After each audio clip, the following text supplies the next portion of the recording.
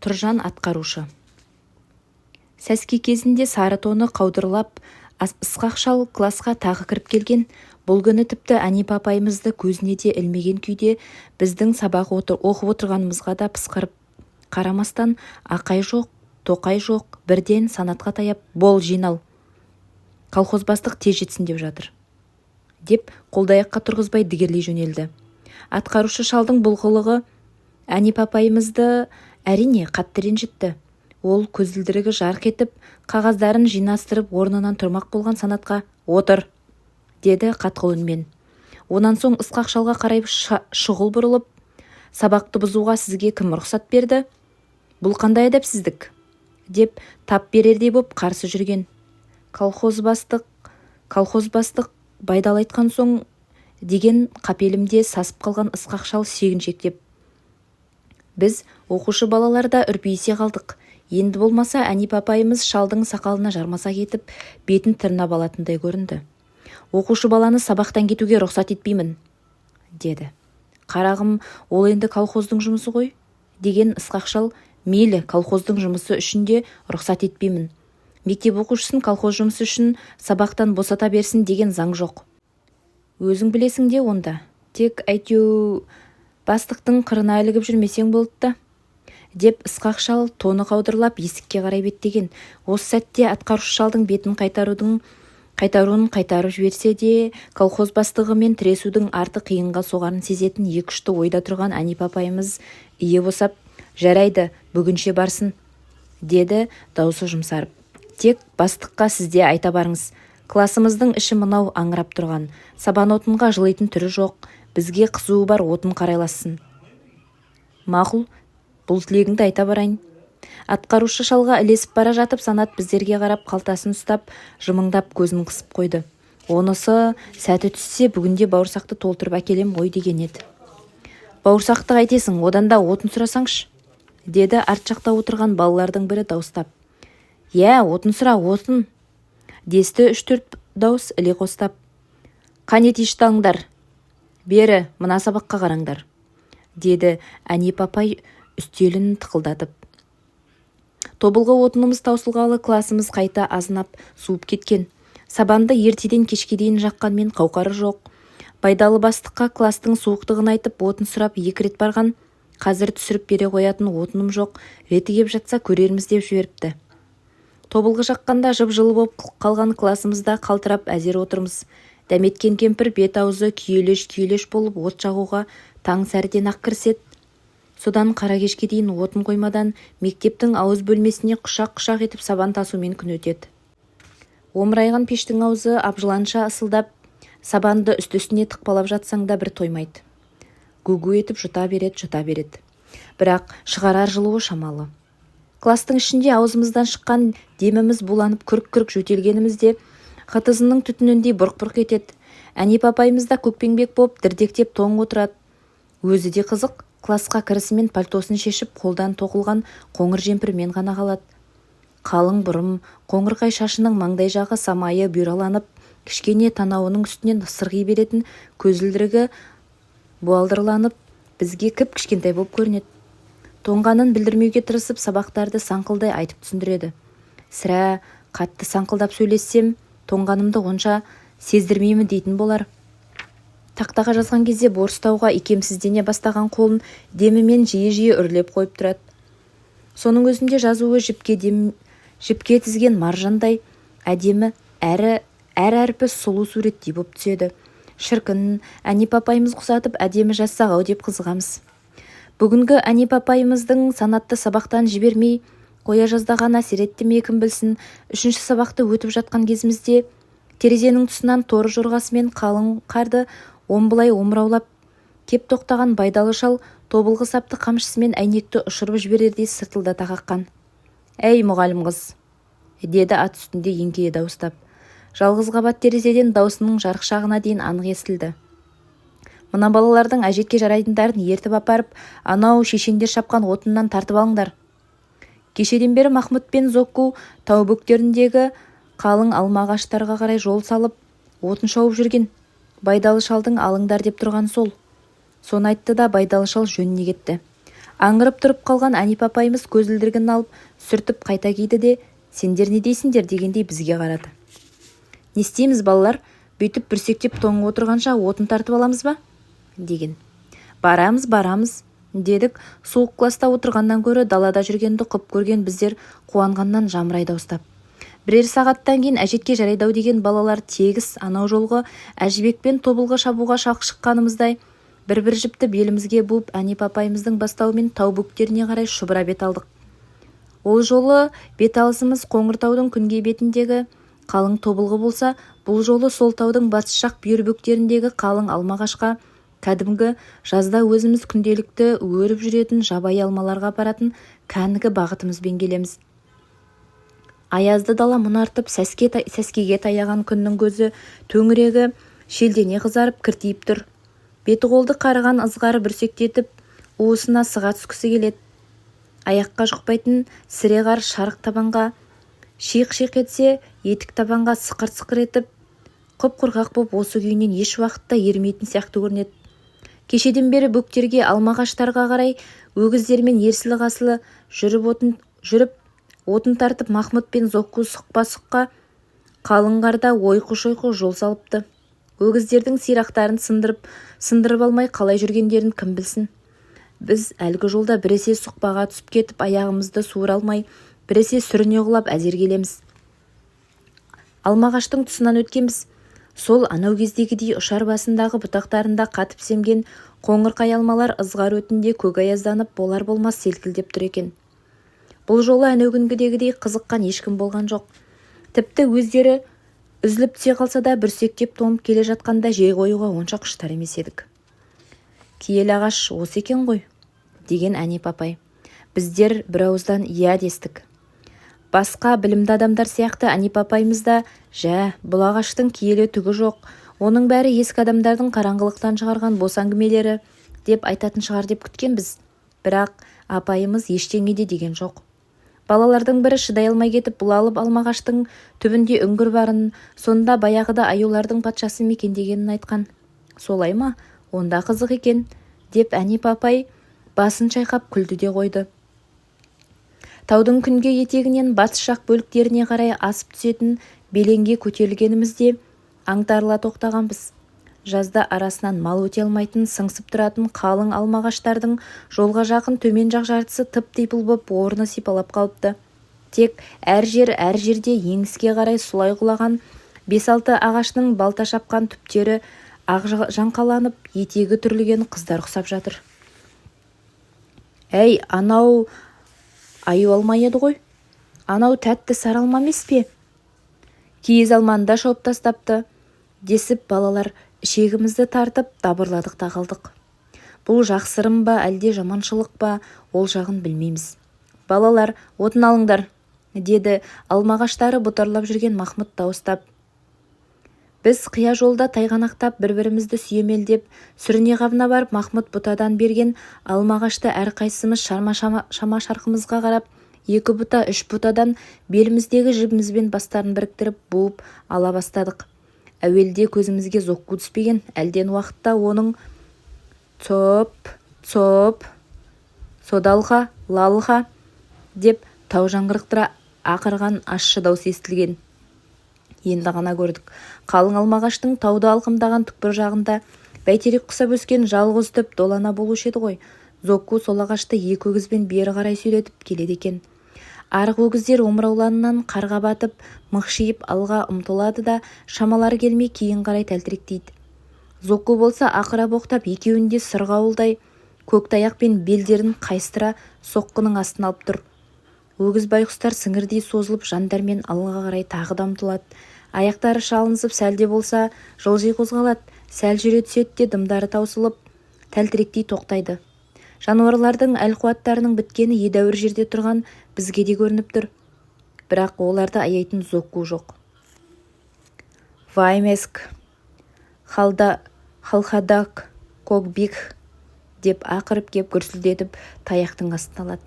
Ақыры өгіздің бәрі тәлтіректей ұмтыла беріп құлап түсті. Күйіп піскен Зокку оны боқтықтың астына алып, басқа көзге періп жіберген. Өгіз ұмтылғанмен қайтып тұра алмады. Әй, өлтірдің ғой, обал емес пе? Деді Махмұт шыдай алмай дауыстап. Барзу, байырық, деді Зокку кішініп. Онан соң құлаған өгіздің басын мойынтұрықтан шығарып тастады да, оның орнына екінші өгізге қатарласа өзі тұрып қап, содалха лалха деп екінші өгізге кішіне ақырып жіберді де, мойынтұрықты алға қарай итере ұмтылды. Екінші өгіз күш алғандай жылжып жүре бастады. Цоп-цоп, халхадак гокпик деп тістене кіжінеді Зокку. Өзі де тоқтамай, өгізді де тоқтатпай долан ағашты сүйретіп келеді. Едәуір жер жүріп кеп тоқтап, сәл тыныстап алды да, ауп деп қайта жүріп кетті. Сөйтіп екі дем алып долана ағашты біз тұрған кезеңге дейін сүйретіп әкелген. Әй, Зокку, сен тұрғанда осы өгіздерді қинап қайтеміз, ә? Отынды сенің өзіңмен ақтартпаймыз ба? Ха-ха-ха, деп Махмұт тау-тасты басына көтере жаңғырықтырып көзінен жас аққанша күлді. Оның күлкісін қағып алған тау-тас деп созып әкеткен. Бізде Зоккудың мына күшіне сүйсіне күлдік.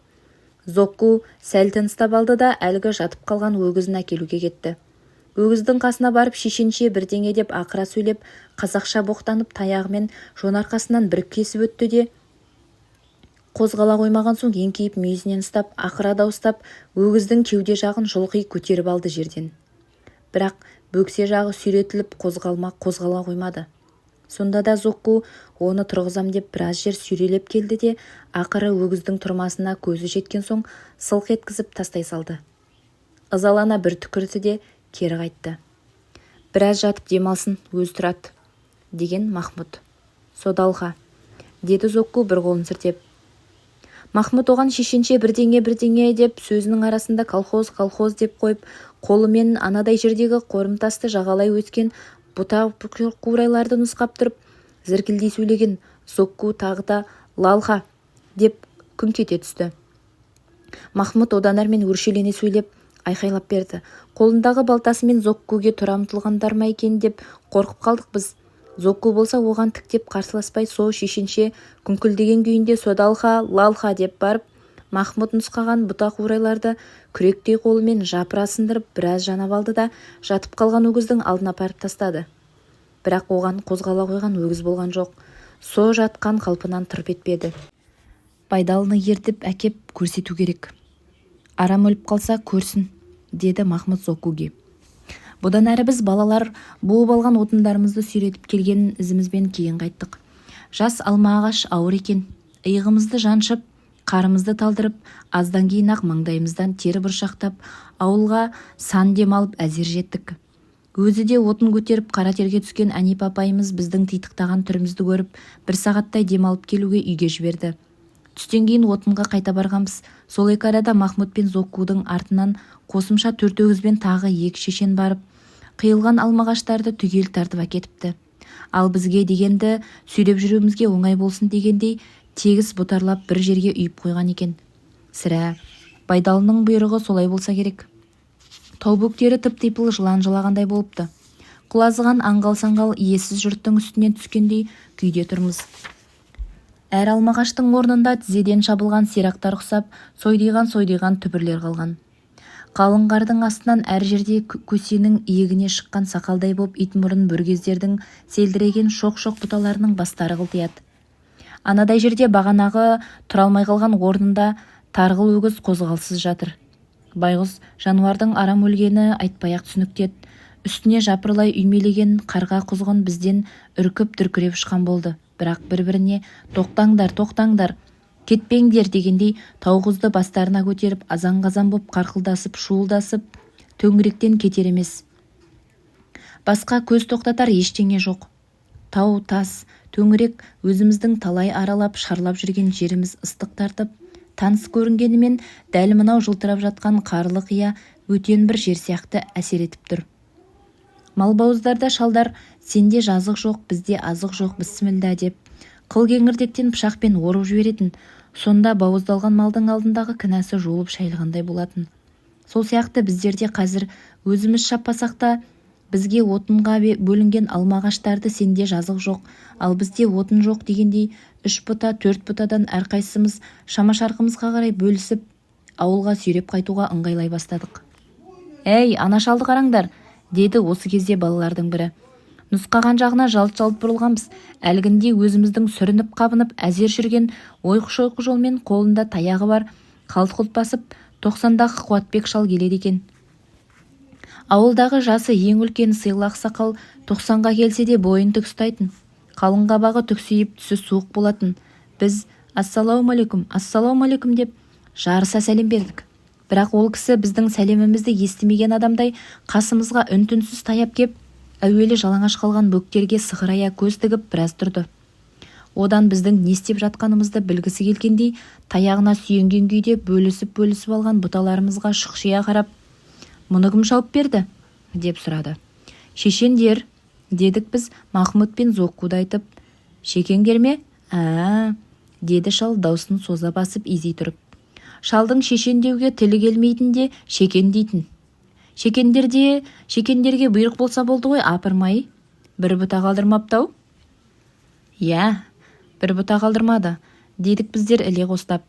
Шал сығырая тұрып төңіректі тағы да шола қарап шықты да біздерге оқыс бұрылып, «Ал енді жазда алманы қайдан жейсіңдер?» деген. Даусында сұрақпен қатар кінәлау сөгу бар еді. Біздер не дерімізді білмей бір-бірімізге қарадық. Шынында да жазда алманы қайдан жейтініміз ешқайсымыздың ойымызға да келмепті-ау. Шал мұнан әрі әр адымын абайлап басып тарғыл өгізге қарай жүрді. Ол жақындаған сайын өлексе үстін төңіректеп ұзап кете алмай үйіріліп ұшып жүрген қарға құзғындар естері шыға шаң-шұң боп мүлде шуылдасып кетті. Тіпті кеп біреуі қалт-құлт еткен шалды қағып өткісі келгендей далы-долы ұшып кеп жанап өтеді. Шал өгіздің қасына барып оның өліп қалғанына көзі анық жеткен соң енді аяғын санап басып жоғары өрледі. Енді шабылмаған алмағаштардың сойдиған түбірлеріне барып әрқайсына еңкейіп үңіле түсіп сипалап ұстап көріп 4-5-еуін қарап шықты да белін жаза тұрып, «Әй, балалар, бергеңдер!» деді бізге. «Барыңдар!» деді шал.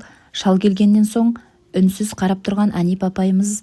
Біз қасына таяған кезде шал таяғымен бөктерден әргі асып түскендегі екі шоқының қуыстана қосылған тұсын нұсқап, «Қазір анау арадағы Тасбұлақтан барып түбі қата қоймаған шығар, Сазбалшыға келіңдер де мына түбірлерді сылап қойыңдар» деді. Оншақты бала қос шоқының қуыстана қосылған тұсындағы өзіміз жақсы білетін жазда мынау бөктерге алмаға келгенде күнделікті басына барып рақаттана отырып су ішетін Тасбұлаққа қарай тартып кеттік. Бұлаққа асып түсетін қабаққа көшкін тұрған екен. Тепкілеп ойып алмағаштан сындырып алған таяқпен қазғыштап баспалдақ жасап бұлақтың басына жеткенбіз. Сірескен қалың қардың ортасында буы бұрқырап жатыр екен. Мұз болып қату деген мүлде ойына келер емес. Бұрқ-бұрқ қайнап қос шоқының бірге біткен кіндігі сияқты көрінді. Жазда ішкеніңде суы шекеңді жарардай тастай суық болушы еді. Шөлдемесек те қазірде бұлақтың ойпаңдау тұсынан кезек-кезек жатағап еңкейіп ұрттап су ішкенбіз. Жоқ, жаздағы суықтығы білінбейді. Қайта жылы сияқты сарайыңда ашатын кәусар еді. Тамсанып қойып іштік. Жоғарыдан тұрып қарағанда кішкентай ғана бұлаққа бүкіл көк аспан төңкеріліп түскендей көкпеңбек түпсіз тұңғиық боп көрінсе, еңкейіп су ішкенде бұрқылдап қайнап су шығып жатқан сияқты тас көмей жаны бардай бүлк-бүлк етеді екен. Толассыз қайнау, толассыз бүлкіл. Қыстың күні айдаладағы тау қуысындағы кішкентай Тасбұлақтың мынау түрлігі еріксіз таңдандыратын ғажап еді. Бұлақтың көзінен сәл төмендеу шымдауыт сазда қатпапты. Әлгіден әрқайсымыз кесек-кесек балшық қопарып алып кері қайттық. Сол балшықпен Қуатбек шал айтқандай етіп сойдиған сирақ түбірлерді сылауға кіріскенбіз. Осы кезде ауыл жақтан атын борбайлай қамшылап Тұржан жетті. Әуелі ол біздерді көзіне де ілместен арнайы келген шаруасы сол болу керек. Бірден тұп-тура өлген өгізге қарай бұрылған. Бағанағыдан кейін басылғандай болған қарға құзғындар тағы шуылдаса бастады. Бірімен бірі қайша алысып жалшылт етіп кеп Тұржанға тап-тап берердей боп жанай ұшады. «Өй, мыналар қайтеді?» деп ақыра дауыстаған Тұржан қапелімде қағып түсіргісі келгендей қамшы сілтеген. Қарға құзғын онан әрмен шулап кетті. Кейбіреулері бүріп түсірдей боп шаншылады. Қызық көргені ме әлде бас айналдырардай азан-қазан шудан сасқаны ма, Тұржан сол оңды-солды қамшысын сілтеген күйде «Мыналар қайтеді, а?» деп аузын аша күлген. Таутас әлгі күлкіні қағып ап ондаған дауысқа салып деп жаңғыра жөнелген. Өз даусының жаңғырығына өзі таңданғандай Тұржан қайталай күлген. Таутаста ондаған дауысқа салып қайталай берді. Өлген өгіздің қасына барып ат үстінде тұрған күйде қамшысымен 2-3 рет салып жіберді де, «Өй, мынау шынымен өліп қапты ғой, а?» деп өгіздің өлгеніне анық көз жеткен соң тағы мәз болып күлді. Тек сонан кейін ғана біздің әрекеттерімізге таңырқай қарап, «Әй, сендер не істеп жүрсіңдер?» деп дауыстай сұрады да, түбірлерді сазбалшықпен сылай жүргенімізді көріп, «Әй, мыналарың не, а?» деп бұрынғы күлкісі күлкі ме, шын күлкіге енді батты. Басы балшықпен сыланған әр түбірге қолын шошайтып қойып, ішін баса тұрып, көзінен жас аққанша күлсін кеп, атының үстінен құлап қыла жаздайды. «Мүгедек сорлыларды шүберекпен байламайсыңдар ме?» «Ха-ха-ха», дейді мәз болып. Ұрадай аузын үңірейте ашып шалқалай тұрып күлгенде бүкіл таутас күлкіге толып кеткендей болады. Әуелде оның күлкісіне мән бермегендей боп тұрсақ та, сәлден кейін біртүрлі тітіркене бастадық. Таутасты жаңғырықтырған ессіз күлкі көңілге үрей туғызып, қорқыныш күдік ұялайтын еді. Тұржан осылайша өзімен өзі біраз тұрып күліп алған соң атын борбайлата бір тартты да жүріп кетті. Біз сойдиған түбірлердің балта кескен жерлерін біршама сылап қойдық. «Әй, мына нәлеттің есі дұрыс емес шығар», деді Қуатбек шал оның соңынан сығырая қарап тұрып. «Әзірге осы жарай тұрар. Күн жылыған кезде кеп дұрыстап сылап қойыңдар, сонда мына түбірлер өлмейді. Алмағаштар қайтадан өсіп кетеді әлі», деді шал. Онан соң Әнип апайымызға қарап, «Қарағым, өзің бір есің бар бала көрінесің, мына шәкірттеріңе бас көз бол. Алмалының алмасы құрып кетпесін», деді. «Мақұл ата». Тек осыдан кейін ғана Қуатбек шал бастап, отындарымызды арқалай сүйретіп ауылға қарай қайтқанбыз. Алып алмағаштың тұсынан өткенімізде Қуатбек шал бұрылып барып таяғымен оны әр жерінен бір тоқылдатып ұрып көрді де басын шайқады. «Мұның да ортасы шіріп тұр екен ғой», деді өзіне өзі сөйлегендей күңкілдеп. Онан соң үйіріле тоқтап тұрған біздерге, «Егер жазға дейін сынып қалмаса, мынаның түбіндегі үңгірді көміп, сыртынан зақымданған жерлерін балшықпен сылап қойыңдар. Ең болмаса біраз жылға дейін осының алмасын жеп жүрерсіңдер», деді. Біз мақұл десіп бас изедік. Күндегідей байдалы шал шақыртып әкеткен Санат бүгін сабақтың аяғына дейін қайтып оралмаған. «Бұл күн қиын жағдай болды ғой», деді Әнип апай күрсіне басын шайқай тұрып. Онан соң ойланған күйде маған қарап, «Анау Санаттың кітап-дәптерлерін өзіне апарып бергейсің», деді. Сөйтіп мен Санаттың кітап-дәптерлерін жинап алып, жолдан өзіне бере кетейін деп колхоз кеңсесіне соққам. Ауыз үйде ішкі бөлменің есігінің саңылауына құлағын тосып емене түсіп, Ысқақ шал отыр екен. Мені көріп дыбыс шығарма дегендей белгі жасады. Ішкі бөлмеден 2-3 адамның өзара күңгір-күңгір сөйлескендері, одан байдалы шалдың әлдегімді балағаттап, ақыра ұрысқан ащы дауыс естілді. «Құртам, жоям» деген сөздері анық жетіп тұр. «Әлгі Бектайдың үстінен бір қағаз жаз деп зорлап отыр», деді Ысқақ шал іштегі әңгіменің мәнін сыбырлай түсіндіріп. Сөйткенше болған жоқ іштен, «Әй, колхоз бастықтың тілін алмайтын сен кімсің ей, осы итсілікпеңді шығарайын ба?» деген Тұржанның даусы қосарлана естілген. «Тұржан да осында ма еді?» деп сұрадым мен таңырқап. «Осында, ойбай-ау, ол біздің колхозға бір жола ауысып келді ғой», деді Ысқақ шал даусын көтере сөйлеп. «Менің орныма атқарушы сол болады енді.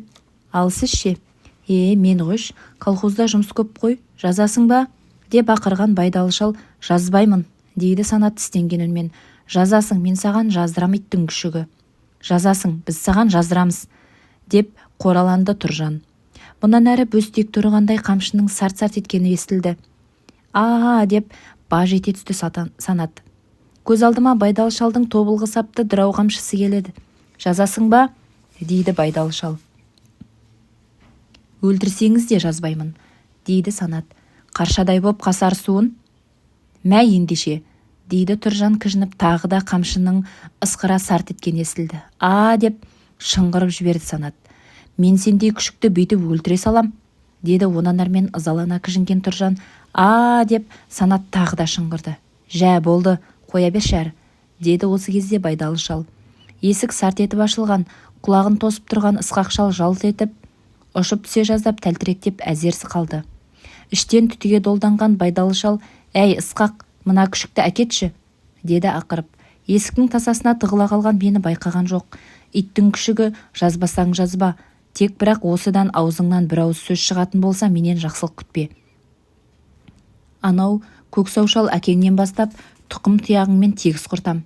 Бар кет, деді қатты ескертіп. Тек аузыңнан шығып көрсін, деді Тұржан да ескертіп. Ысқақ шал ішкі бөлмеден мұрнынан қандырдек деген Санатты алып шығып маған бол тез әкет дегендей ымдаған. Мен Санатты қолынан ұстап сыртқа шығарып біраз жер кеңседен ұзағанымызша дедектетіп жетелеп жөнелдім. Жақын маңдағы үйдің тасасына жеткен соң ғана аялдап әуелі қар басып мұрнының қанын тоқтаттық. Онан соң омырауын тазалап үсті басын жөндестірдім. Өксігін баса алмай солықтап тұрған Санат кейінге кеңсе жаққа қайрыла қарап, бәрібір жазбадым ғой, деді тістене күліп. Ей, әнеу Тұржан деген тіпті жынды екен. Байдалы шал ымдасақ болды, өлтіруге дайын. Сол желкемнен қойып қап бетімді үстелге тоқ еткізген, мұрным содан қанат. Онан соң маған бұрылды да: атам естісе, жүрегі ауырады ғой, ешкімге айтпай-ақ қой, сүрініп жығылдым дей салармын, деді қиыла өтініп. Мақұл, ешкімге де айтпаймын, дедім мен уәде беріп. Сөйтіп еш жанға қысасы жоқ, қиянатсыз деп жүрген Байдалы шал қолына билік тиген соң қатын-қалашты қойып, бесіктен беліміз енді ғана шыққан бізді де өзінің былғаныш ісіне араластырып, көнбесек басымызға әңгір таяқ ойната бастаған еді. Ал оның аталас туысы Тұржан маңдайымызға біткен сор болды. 2-3 күн өткен соң Бектай есепші мен Үсіп шалдың қызы Шынарға ФСО-ға шақыртқан қағаз келді. Бектай келесі күн-ақ ел-жұртпен қоштасып жүріп кетті. Кетерінде маған кеп оңашалап шақырып алды да: Қанат, саған салар бір қолқам бар, деді маған тесіле қарай тұрып. Біздің ауылдың поштасын өзің білесің ғой. Қыздарға келген хатты әркім бір ашып оқып, қолына тигізбейтінін. Сондықтан мен қаншайымға жазған хаттарымды қарсы болмасаң, сенің атыңа салып тұрайыншы. Мақұл, дедім. Сенің қарсы болмайтыныңды өзім де біліп едім, рахмет, деп Бектай құшақтап арқамнан қақты. Кебенек киіп кетіп барам ғой, күндердің күнінде бір қайтармын, сенің де әжетіңе мен де жарармын әлі. Ал Нүсіп шалдың қызы Шынар сол шақыру келген күн-ақ ақсақ көбегенге тұрмысқа шығып, кешкісін үйлену тойын жасады. Ертеңіне көбеген екеуі ауданға кетіп 2 күндей сонда жүріп, соғыс мүгедегінің әйелі болған соң ФСО-ға бармайтын боп босап қайтты. Атқарушылығын сол әнеугінгі кеңседе Санатты ұрудан бастаған Тұржан, соның ертеңіне Байдалы шалдың үйінің малдарын уақытында суға қылмадың деп фрициді көгала қойдай ғып сабапты. Бірер күннен соң шөпке барып қайтқан Манар шарығынан су өтіп түс кезінде үйіне келе жатқанда жұмыстан қаштың деп соңынан қуып кеп ауылдың қақ ортасында көшеде аттың бауырын алып тұрып пәре-пәресін шығарыпты.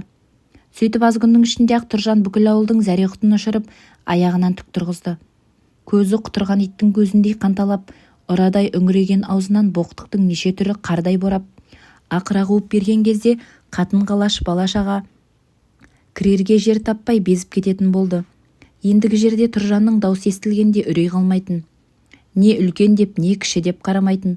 Жолында тұрсаң қамшымен бір көсіп өтетін. Жазығым не? Дегендерге ол қарқылдап күле тұрып, жолымда тұрма, дейтін. Қалжыңы да шыны да осы еді. Ауылдағы бүкіл итекеш иттерге дейін Тұржанды біліп алған. Ол көшенің бір басынан шауып шығып екінші басына жеткенше тұс-тұстан шабалай қосылған иттер жау шапқандай шулап кететін. Тұржан болса одан әрмен еліріп, қамшысын оңды-солды құлаштай сілтеп, екі жағына алақ-жұлақ қарап, ұрадай аузын үңірейте ашқан кезде лап қарқылдай күліп барып жатқанын аңғаруға болатын. Сол күлкісі иттерді мүлде құтыртып жіберуші еді. Дүние шабарман тауып, заман Байдалыныкі болды ғой, десті үлкендер. Енді Байдалы шал бұрынғыдай көшеде шапқылауын қойған, ешкімге қамшада үрмейді, торы жорғасын бүлкілдетіп қойып ұнатпағанына көзінің астымен ғана қарап өтіп кетеді. Артынша-ақ сол жерге Тұржан келіп әлгінде Байдалы шалға ұнамағанның быт-шытын шығарады. Шынында да Байдалының өзі бастық болғанынан да Тұржан сияқты атқарушы тауып алғаны керемет әсер еткен еді елге. Және атқарушы болғанда қандай, шашал десе бас алатын, жамандық істеуге алдына жан салмайтын, Құдай алдында да адам алдында да айылын жимайтын нағыз есірік нақұрыс еді. Өзі өлмейтін жерін және білетін. Кімге тиіссе де колхоз үшін, колхоздың жұмысы үшін күйіп-пісіп, колхоздың құрылысының біздің ауылдағы жалғыз жанашырындай болып алады. Колхоз үшін, колхоз жанында мен ешкімді де аямаймын, дейді елірегі жынып. Егер колхоздың суыртпақ жібін алған адамды көрсем, оңдырады екен демеңдер. Және сол айтқанында тұрып колхоздың астық ұрлаған, колхоздың шөбін ұрлап жүр, колхоздың жұмысынан бас тартты деп сылтауратып талайды зарғақтырып, қамшының астына ала бастады. Мен өзім оның бір есерлігінің Құлғайша деген жесір әйелді сабағанының куәсі болдым. Ертеңгісін мектепке бара жатқам. Күн бұлыңғыр ызғарлы еді. Санаттардың үйінің тұсында көшеде Оттоның шешесі Кәрелен мен әлгі Күлғайша екеуі сөйлесіп тұр екен. Күлғайша күйеуінен өткен жылы қарғағаз келген. Алды 8-ге, енді жеткен үпір-шүпір 3 баласы бар жесір әйел еді. Сонау қыс ортасында Нұрсұлудың баласы Серікті жалмаудан бастаған жұпар ауруы содан бері үйден үйге ауысып, жас балаларды баудай түсіріп келе жатқан. Соңғы кезде осы Күлғайшаның үйінде шырқ айналдырып балалар бірінен кейін бірі ауырып, мазасы болмай жүр екен деп естейтінбіз. Міне осы Күлғайша мен Кәреленнің тұсынан өтіп бара жатып, Оттоның кеше сабаққа келмей қалған есіме түсті де, мамасынан не болғанын сұрай кетейінші деген оймен әлгі кісілерге қарай бұрылғам. Кәрелен санаттардың үйінен тамызық от алып шыққан беті болса керек, қолында ұзын сапты қалаққа салып алған түтіндеп бықсыған жарты кесек тезегі бар. Көзінің асты көлдіреп, арықтықтан бозаң өңі арса-арса боп сүйекті ірі денесі иінағаш құсап ілмейіп тұр.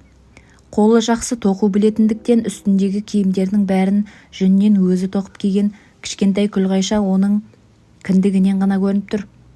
Ертеңгі ызғарда екеуі де бүрсек-бүрсек етеді. Кезең қалай? Деп сұрады Кәрелен. Ой, қиын боп тұр Кәрелен. Түні бойы күйіп жанып көзілген жоқ, дейді көзі қызарған Күлғайша. Анау сиыршының үйінен сүт сұрап әкеле жатырмын. Ыстық сүт берсем тәуір болама деймін де, деді қолындағы кіреңкені көрсетіп. Бұл кіреңкені мен де айтпай танимын. Кәдімгі Петканың үйінің жалғыз кіреңкесі. Біздің қоңыр сиыр бұзаулаған кезде Петканың шешесі Бөлке апай осы кіреңкемен кеп біздің үйден ылғи сүт алып тұратын. Петка ылғи мақтанатын, кіреңкеге құйған сүт еш уақытта ірімейді, сап-салқын боп тұрады деп. Солай болса солай шығар, ауылда басқа үйде мұндай кіреңке жоқ. Жалпы соғыс жылдары бүкіл ауылда бүтін бір ыдыс болған емес. Темір ыдыстардың түбі тесік, оларға түйіншектеп шүберек өткізіп қоятын. Ал шыны ыдыстар шетінен құрсауланған қырық жама боп келетін. Сондықтан Петканың үйінің жалғыз кіреңкесін көрші көлеңдері аса бір зәру шақта сүт құюға ғана сұрап алатын. Міне, Күлғайшаның қолындағы сол кіреңке еді. Сүт жақсы, деді Кәрелен басын изей мақұлдап. Онан соң өзі білетін қазақша сөздерді есіне түсіріп, үй суық болмайды, дейді басын шайқап. От, көп от. Үйіміз салқындау, деді Күлғайша күрсіне сөйлеп. Сабаннан басқа отынымыз жоқ. Жазда жұмыстан қол тимей тезекте жинай алмадым. Мен саған тезек береді, кел, деген Кәрелен. Келем, қазір келем, деді Күлғайша. Осы кезде қайдан тап болғаны белгісіз бір топ иттерді шуылдатып соңынан ертіп, санаттардың үйінің тасасынан Тұржан шыға келген.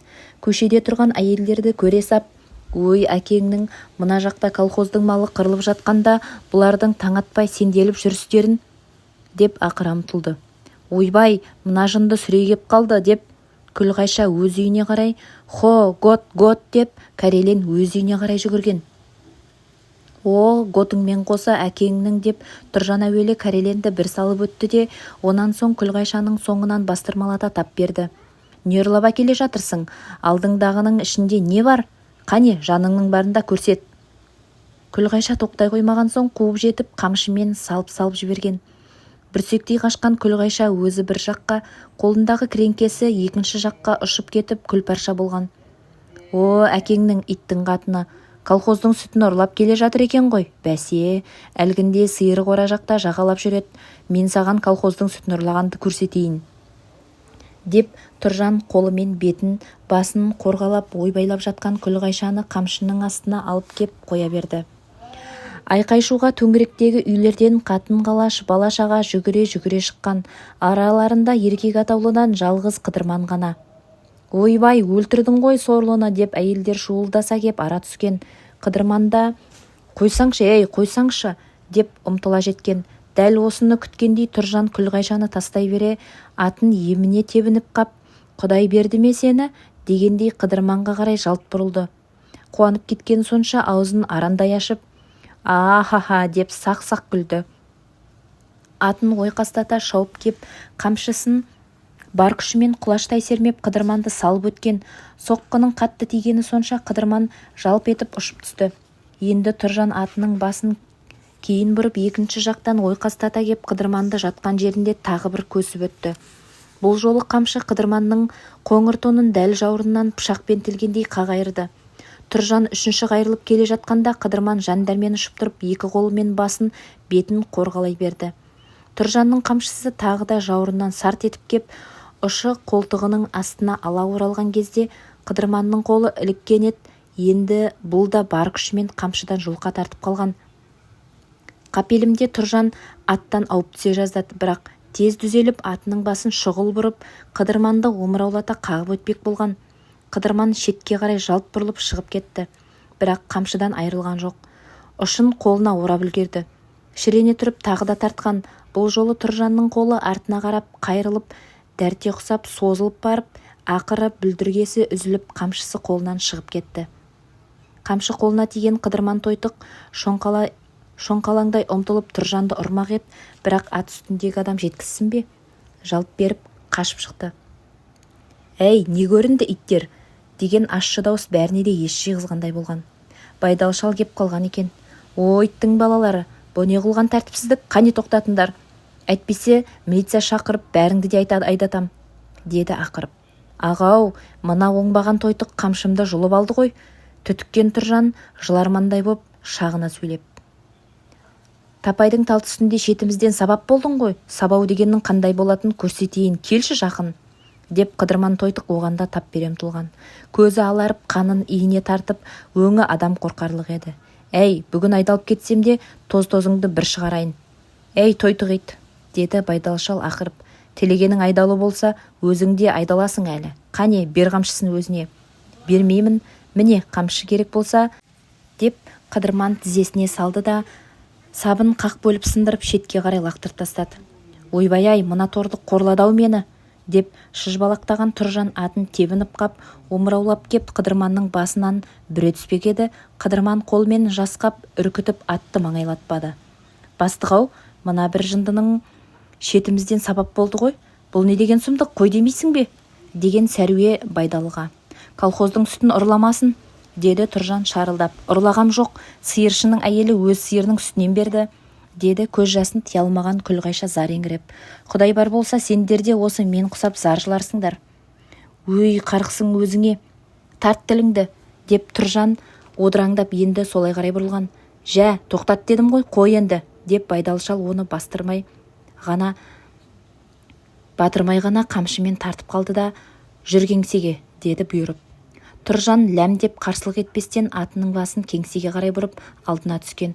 «Ағатай-ай, бәрінен де қамшымды сындырып қорлағаны батып барады», деп шарылдаған. «Өй, езінеме, өзіңе де сол керек, ат үстінде жүріп қамшыңнан айырылып не қара басты?» деген байдалы шал жеке үрсіп. «Айырылғам жоқ, бүлдіргесі үзіліп кетті ғой», дейді Тұржан залықтай шырылдап. «Ойпырмай, мына қорлағандайым мына Тойтық иттің қорғылдау, деп жыларман боп кіжініп кете берді. «Әттең, жаяулығым-ай, егер астымда атым болса, бұл қайыс қара иттің тәубасын есіне бір түсіретін едім», деп Қыдырман Тойтықта тісін қайрап қала берді. Үстіндегі тонын шешіп, қамшайырған жауырынын көрді. «Иттің қолы қатты екен, мынау нағыз кісі өлтіретін пәле ғой», деді.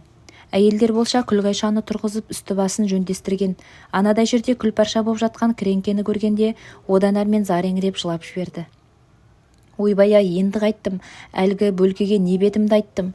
Жә, енді әдейілеп сындырған жоқсың ғой», деген әйелдердің бірі оны жұбатып, «Өзі құрсаулауға келмес пе екен?» дей барып кіреңкенің сынықтарын жинастырып алды. Сол күні сабақтан шығар кезінде мектептің алдында Тұржан күтіп тұр екен. Мені көріп, «Әй, Қанат деген бала сенбісің?» деді атымен бастырмалата кеп. «Иә, менмін, бері жүр, сенде шаруам бар», деді мені балалардан бөліп оңаша алып шығып. Мен қорқақтай соңынан ердім. «Сабайын деп шақырдым екен», деп ат үстінде бір жамбастай бүйірін таяна отырған түріне қолындағы қамшысына қараймын. Бағанағы сабынсын қыдырман сындырғаннан басқа қамшы. Бірақ түрі мен сабайтындай емес. Әй, сен бағана ертеңгісін әлгі қыдырман деген хулиганның менің қолымдағы қамшымды жұлып тартып алған көрдің ғой? Деп сұрады. Көрдім, дедім мен. Көрсең, онда ол менің қамшымды жұлып ап өзім тұрды ғой. Жоқ, сіз ұрғызбадыңыз, атыңызбен қашқалақтап жақындатпадыңыз. Ал оның ұрмақ болғаны анық қой. Иә, бірақ сіз жақындатпадыңыз. Ол менің өзімді ұра алмаған соң мына атымның басынан ұрды ғой. Ұрған жоқ. Неге ұрған жоқ? Ұрды. Міне, мына аттың сол жақ көзін қараш. Соны ағызып түсіре жаздады ғой. Шынында да бірдеңе тиген болу керек. Жирен ат сол жақ көзін жиі-жиі жыпылықтатып, мүлт-мүлт жас парлап тұр екен. Әлгі хулиган қамшымен ұрып осы өзін ағызып жібере жаздады ғой. Ал бұл ат колхоздың аты, яғни өкіметтің меншігіндегі ат, деді Тұржан. Қыдырман қамшыны сізге қарай сілтегені болмаса, сізге де атқа да тигізген жоқ болатын, дедім мен ағымнан жарылып. Сен байқамағансың ғой, аттың басынан 2-3 рет ұрып жіберген. Мына қамшы көзіне сонда тиді, деді Тұржан мені сендіргісі келгендей төндіре сөйлеп. Онан соң есіне түскендей, әй, сендердің жекеменшік шөптеріңді сол Қыдырман колхоздың шөбіне қосып жіберген көрінеді ғой, деген. Иә, жарты шана шөбіміз колхоздың шөбіне қосылып кетті, дедім мен. Оны мына маған айтпайсың ба? Ертең өзім-ақ үйлеріңе түсіріп берем. Тағы жартысы бар ма еді шөбіңнің? Иә, Қоғалы бұлақта әлі жарты шанадай шөбіміз қалған. Ол шөбіңді де түсіртіп берем. Мен қуанып кеттім. Осы уақытқа дейін соншама жексұрын көрінген Тұржан дәл қазір маған бір аса қайырымды, қамқоршыл адам боп көрінді. Тезірек түсіртіп берсеңіз жақсы болар еді, аға. Әйтпесе шөбіміз бітіп қалды, деген мен. Сөз боп па? Ертең-ақ түсіртіп берем. Тек менің де саған салар қолқам бар, деді ол маған жылтылдаған кішірек көздері шаншыла қарап. Бүгін ертеңгісін анау хулиган Қыдырманның менің қамшымды тартып алып, өзімді мына колхоздың атының басынан ұрды деп жазып берсең болды. Ол ұрған жоқ қой, сіз оны жақындатпадыңыз ғой. Ал сен ұрды деп жаз. Колхоздың атының көзін ағызып түсіре жаздады де. Ой, ағай, өтірік жала жаба алмаймын ғой, дедім мен. Әй, мен саған шөптеріңді түсіртіп берем деп тұрмын ғой. Бәрібір мен өтірік жаза алмаймын. Әй, деді Тұржан кенет ақырып қап. Мен айтып тұрмын ғой саған жаз деп. Солай жаз. Мен ешқандай да жаза алмаймын. Егер жазбасаң көресіңді көрсетем мен саған. Мен үндемедім. Тістенген күйде теріс қарап кеттім. Ту сыртымнан сарт ете қалған қамшыдан ұшып түсе жаздап барып жүрелеп отыра бердім. Оң жақ шекем тыз етіп, көзімнің оты жарқ ете түскен. Тағы да ұратын шығар деп бұғып қорғаншақтай бергем, бірақ қамшы қайтып тиген жоқ. Біраз тұрған соң неғып тым-тырыс бола қалды деп басымды көтергем. Тұржан кейін кеңсеге қарай шауып кетіп барады екен. Сөйтіп бір қамшымен құтылғаныма қуанып, мен өз жөніме кеттім. Тек ендігі жерде Тұржан тұрғанда шөбімізді түсіріп ала алмаспыз деген ой қайта-қайта келе берді. Қыдырман бар ғой, бірдеңе қып сол жеткізіп берер деген жалғыз ғана көмескі үміт көңілге жұбаныш еді. 2-3 күннен кейін сорымызға қарай сол көңілге жұбаныш болған жалғыз үмітімізден де айырылуға тура келді. Мектепте үлкен үзіліске шыққан кезіміз болатын. Қыдырман Тойтықтың үйінің төңірегінде қаптап жүрген адамға көзіміз түсті. Мұндайда бала қалушы ме еді? Екі өкпемізді қолымызға алып шуылдаса жүгіріп біз де жеттік.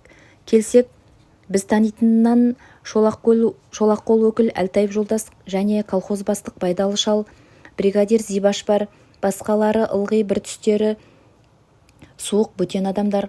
Орталарында 2 милиция Қыдырманның үйіне тінту жасап жүр екен. Есіктерінің бәрі аңғал-саңғал ашылған, үй ішіндегі азнаулақ дүние, көрпе-жастық қалай болса солай шашылған. Аурулы шешесі мен іні қарындастары жалаңаяқ жалаңбас дірдек-дірдек етісіп, біресе сыртқа шығып, біресе ішке кіріп шуылдаса жылап жүрде. Қыдырман Тойтықтың өзі өңінен қаны қашып, қу шүберектей боп бозарып үй мен қораның ортасында тұр. Тінту жасап жүргендер бүгін МТС-тан келген комиссия екен. Кірген бетте-ақ сиыр қорадағы ақырдың ішінен шөптің астына тыққан 2 пұттай бидайды тауып алыпты. Колхоздың тұқымға деген астығынан ұрланған екен. Қыдырман Тойтық тістене дірілдеп, жоқ, мен мұны көргенде алғанда жоқпын, білмеймін деп азарда безер боп тұр. Мынау тесік қаптан түскен бидай астық қоймасынан осы үйге дейін шашылып келген ғой. Міне ізі де жатыр, дейді шақылдай сөйлейтін бітік көз қара жігіт. Киіміне, жүріс-тұрысына, сөз әлпетіне қарағанда бәрінің басшысы сияқты. Мынау менің ізім емес, менің аяғым емес. Міне, менің аяғым мынадай. Және біздің үйде мұндай қап жоқ, деді Қыдырман Тойтық. Қарағым, мұндай қап бізде де болған емес. Бұл кімде болса ауылдағы біреудің бізге жамандық жасау үшін істеп отырған қиянаты, дейді Қыдырманның шешесі де көз жасын көл-көсір төгіп еңірей тұрып. Ол жағын әлі тексереміз, деді қара жігіт. Онан соң әр жерді бір шұқылап тінту жасап жүрген милицияларға, «Әй, анау төбедегі шөптің арасын, мынау күлдің астын қараңдар», деп бұйырды. Екі милиция қолдарына аша, күрек алып, дереу қораның үстіне шығып, ондағы шөптің астаң-кестеңін шығарып, ақтарыстырып тастады. Одан осы үйдің алақыстай күресінге төккен күл қоқысын бұрқылдатып аударыстырды. Сәл күдік туғыздау деген жерлердің бәріне бойлата істік темір сұққыланып, үй маңайында қопарыла қазылмаған төмпешік қалмады. Бірақ әлгі ақырдан шыққан екі пұтастықтан басқа ештеңе табылмады. Бітік көз қара сұп-сұр боп, қанын ішіне тартып, соның бәріне сүзіле қарап, темекісін сорып қойып бақылап тұрды. Шын мықты бастық болса керек, тіпті шолақ қол өкілге дейін оның алдында бәйек қағып, именшектеп тіке беттей алмай, анадайдан қас-қабағын аңдап, өзара күңкілдесіп қана сөйлеседі. Тінту бітіп келгендер қайтуға ыңғайланған байдалы шал әлгі бітік көз қараға таяп кеп үйіне шайға шақырды. МТС-қа дейін талай жер дайын шай екен, іше кетелік, деді шолақ қол өкілде. Жарайды, дайын болса ішейік, деді бітік көз қара зорға көнгендей боп. Одан бағанадан тінту жасап тыным таппай қара терген түскен екі милицияға, «Әй, сен екеуің мынаны әкете беріңдер», деді иегімен Қыдырман Тойтықты нұсқап. «Мен соңдарынан қуып жетем». Сөйтіп өзі екі милициядан өзге комиссия мүшелерін ертіп байдалының үйіне қарай бет алды. Ал екі милиция қос торат жегілген шаналарының арт жағына қолын артына қайырып байлап, Қыдырманды отырғызып алып МТС-қа қарай баратын жолға түсіп жүріп кеткен.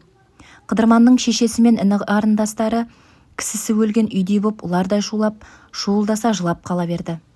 Дәл осы кезде ғана байқадық. Тінту басталғаннан анадай шетте ат үстінде бір жамбастай қисайып бар оқиғаға сырттай қарап тұрған Тұржан атын тебініп қап, шананың соңынан таяп барды да Қыдырманды қамшысымен тартып жіберердей боп төне түсіп, «Өзіңе де осы керек, хулиган, ахаха», деп рахаттана күліп алды да кілт кейін бұрылып шаба жөнелді. Қуанышында шек жоқ еді. Төңіректегі 5-6 үйдің иті осыны күтіп тұрғандай-ақ оның соңынан шуылдаса шаптығысып қуып берген. Оларға басқа иттер қосылып, лездің ішінде ауыл арасы уылған шуылған боп ит базары болды да кетті. Бұл сұмдық еді. Кеше ғана жайраңдап жүрген, ешкімге залалы жоқ, қолынан келсе тек жақсылық жасағысы кеп тұратын Қыдырман Тойтықтың аяқ асты ұры атанып, айдалып кетуі еш көңілге қонбайтындай. Мен сабақ үстінде отырып, не оқып, не қойғанымды білген жоқпын. Ойымнан Қыдырман Тойтық кетер емес. Ауыл арасында Қыдырман біреудің жаласымен нақақ күйіп отыр деген сыбыс тарады. Өйткені Қыдырманның шешесі көшеге шығып, қолына дәм-тұз ұстап тұрып, баласының ешқандай бидай ұрламағанына қарғанып сіленіп ант-су ішіпті. «Балама жала жабылып отыр, еш жазығы жоқ еді», деп еңірегенде етегі толыпты.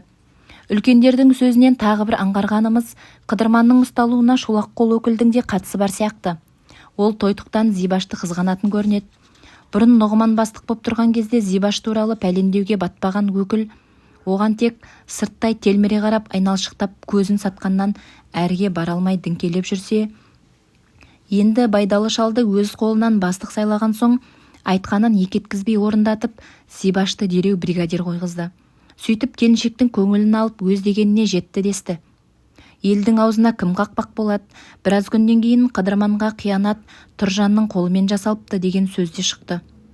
Астық қоймасынан бидайды тесік қапқа сап көтеріп апарып, Қыдырманның қорасындағы ақырға тыққан сол екен. Тұржанды қаршадайынан білетін кейбір үлкендер ол жүзі қараның сырты қандай қара болса, іші де сондай қара еді. Одан бәрін де күтуге болады десті. Зибаш болса жорғасы байдалының торы жорғасынан кем емес. Бұрын Нұғыман мінетін қара жал құла жорғаны 5 аты етіп мініп, ертеңгі кеш көш ортасында жайқақтата жүріп тік-тік етіп сөйлейтін әдет шығарды.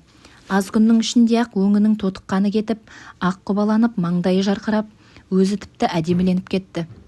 Ұяң сияқты көрініп, сызылып тұратын мінезінен ізде қалған жоқ. Үлкенге де кішіге де ат үстінен шаншыла тік қарап, сен анау жұмысқа бар, сен мына жұмысқа бар, дейді кесімді нық үнмен. Әуелде кейбіреулер оған, әй сен өзіміз білетін зибаш едің ғой, дегендей жүре тыңдап қылжақтамақ болған екен. Ондайларды қара жұмыста жүріп білегі қатқан қарулы келіншек қамшымен бір-екі рет қайқайтып тұрып көсіп-көсіп жіберсе керек, ал таяқ кімді де болса көндіреді ғой. Сөйтіп қолында белгі бар атқа мінген адам мейлі тіпті әйел болса да бағынуға мәжбүр етеді екен. Жауыздық.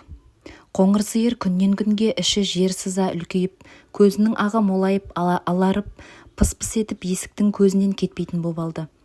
Үйден қайсымыз шықсақ та ыңырана мөңіреп, қолымызға қарайды, тұмсығын созып искелеп жем тілейді. Өзіміз шықпа жаным шықпалап, арпа сұлыны қуырып, әр түйірін таңдайымызға сап талшық етіп отырғанымызда оған қайдан жем берелік? Соңғы кезде шөпті де ертеңді кеш қора төбесінен уыстап қана түсіремін.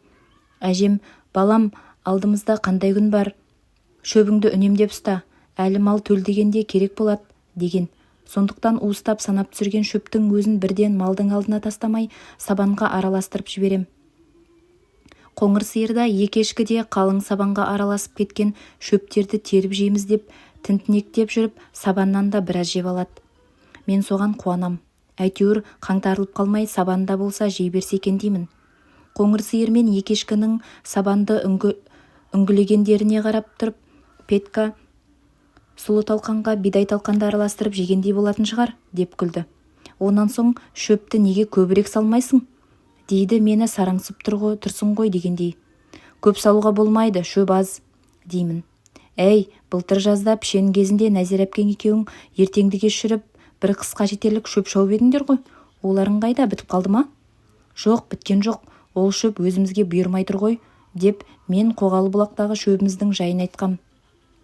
Сен өзің қызық екенсің, бар шөптен күдеріңді үзіп, деді Петька мені жазғыра сөйлеп. Жарайды, колхоздың қорасына түсірілген шөбіңді ала алмай-ақ қой, ал қалған шөбіңді неге түсіріп ала алмайсың? Немен түсірем? Тұржан тұрғанда колхоздың шанасына жолатпайды. Колхоздың шанасының керегі де жоқ, ол Тұржан мен Байдалыны қайтелсің жаман атты боп. Шөбіңді біз өзіміз-ақ жеткізіп алмаймыз ба? Деді Петька қызынып. Немен? Қолшанамен. Оттоның отын тасып жүрген үлкен қолшанасы бар емес пе? Сонымен екеуміз барып, әліміздің жеткенше тартып әкелеміз. 3-4 рет барсақ, бәрін болмаса да біраз шөпті жеткізіп алуға болады ғой. Қоңыр сиырдың сүтін ішкенде құдай құрлымыз, сондықтан оның шөбін жеткізуді парыз деп білейік. Сонымен Петька екеуміз Оттоның отын тартатын үлкен қолшанасын сұрап алып, демалыс күні Қоғалы бұлаққа бара жатқан шөпшілер Көлбайгерең мен Манарға ілесіп жолға шықтық. Бізбен бірге Оттоның да барғысы келген, бірақ аяқ киімі жыртық болған соң амалсыз қала берді. Қоғалы бұлақтың қыста қандай болатынын көру керек еді. Мына аяқтың жарамай тұрғанын қараш, деп тұмсығы сөгіліп бақаның аузындай боп тұрған шарығын көрсетіп, ауылдан ұзап шыға төбеден асқанша өгіз шаналардың соңынан жаяу ілесіп жүрдік. Шаналардың артына жармасып отыруға көріп қалса пәле қылар деп Тұржаннан қаймықтық. Төбені асып ауыл қарасы көзден таса болысымен-ақ арттағы Манардың шанасына жабысып алғамыз. Тоз-тоз болған боз тонының жағасына тұмсығын тығып алып, шанасына жантайған күйі көзін бір ашып бір жұмып, қалғып мүлгіп жатқан Манарда ләм деген жоқ. Тіпті біздің соңдарынан ілесіп келе жатқанымызды бар жоғымызды елең қылар емес. Бұрын адамға күлімсірей қарап, жылы тартып тұратын өңі де біртүрлі сұсты еді.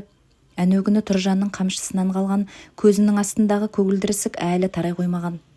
Солда өңін түнертіп сұстығып тұрған сияқты. Рұқсатсыз отырдық ба, қалай өзі? Деген Петька күліп. Әрине, маған сөйлеген боп Манарға естірте айтқаны, бірақ Манар елең еткен жоқ. Біраздан кейін етіміз үйренген Петька екеуміз шананың үстіне жайғасып отырып, еркінсей бастадық. Манар енді ғана байқағандай алара бір қарағаны болмаса үндеген жоқ. Оның үндей қоймағанынан тартынған Петька жоқ, сәлден кейін тағы сөйледі. Біздің Зоя үйде, ылғи сені аузынан тастамай айтып отырады, деген. Осы сәтте ғана Манар көзі жарқ етіп басын көтеріп алды. Петька болса сөзін әрі қарай жалғастырған. Бірге оқығандарыңда бір партада қатар отырыпсыңдар ғой? Иә, деді Манар күрсініп. Сені жақсы оқыды дейді Зоя. Арифметиканың есептерін өте тез шығарады дейді. егер оқи бергенде керемет математик болатын еді дейді. Иә. Бір рет мұғалім шығара алмаған мәселе есепті сен шығарыпсың ғой. Иә. Мінезіңді қыздай еді дейді Зоя. Бетіне тура қарасаң қып-қызыл боп қызарып кететін еді дейді. Есеп көшіру үшін балалар сенің қасыңа отыруға таласады екен ғой. Сонда біздің Зоя бәрін жеңіп кетеді екен. Манардың қасына өзім ғана отыратынмын дейді.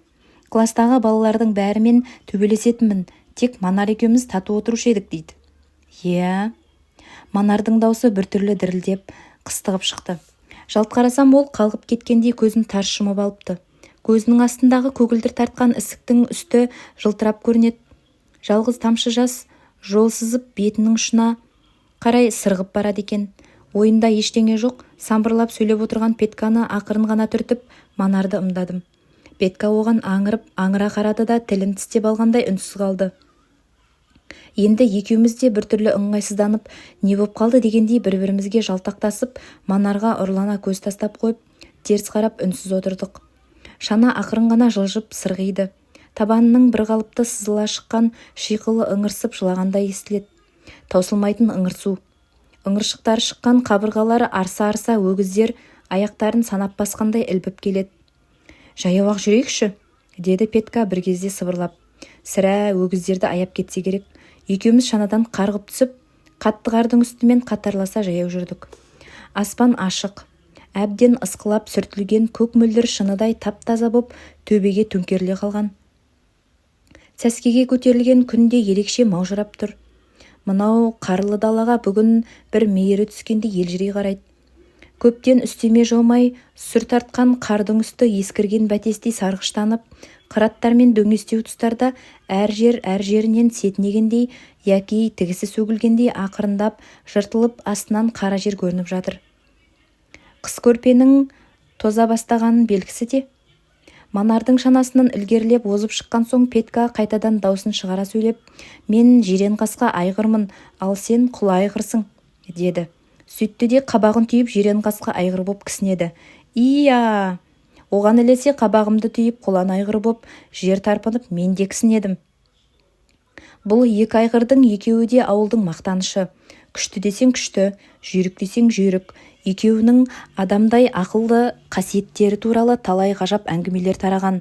Небір ақтүтек борандарда үйірлерін шашау шығармай, өздері қайырып бағып, ит-құсқа жасаған айбат қарсылықтарын жылқышылар аңыз ғып айтатын. Міне, Петка екеуміз сол екі айғыр боп кісінеп, жұлқына алға ұмтылып, екпіндесе желіп жүріп кеттік. Алдыңғы шанадан оза бергенімізде, әй, сен екеуің қайда барасың? Деді бізді енді ғана көрген Көлбай керең. Шөпке, дедік қосарлана дауыстап. А? Шөпке, деді Петка оның құлағына таяп айқайлап. Шөпке? Мына шанамен бе? Деп Көлбай керең шанамызға саусағын шошайтып ап, кеп күлсін. Пысқырма, деді Петка. Өзі өгізбен ілбіп келе жатып, жирен қасқа айғыр мен құла айғырға күледі ғой. Кәне, жер тарпып жүрелік. Сөйтті де өзі, ия деп, кісінеп оң аяғымен қатты қарды теуіп қап секіріп түсті. Оның істегендерін мен де айнытпай қайталағам. Қарсы алдымыздан желесіп құлшына түсіп келеміз. Маңдайымыз тершіп, өңіміз алабұрта қызарып, етіміз қызып алғамыз. Әй, балалар, деді осы сәт Көлбай керең соңымыздан дауыстап. Онша алыс кетпеңдер, қазір қасқырдың адамға шабатын жаман кезі. Иә, Көлбай кереңнің бұл айтқанына құлақ аспаса болмайды.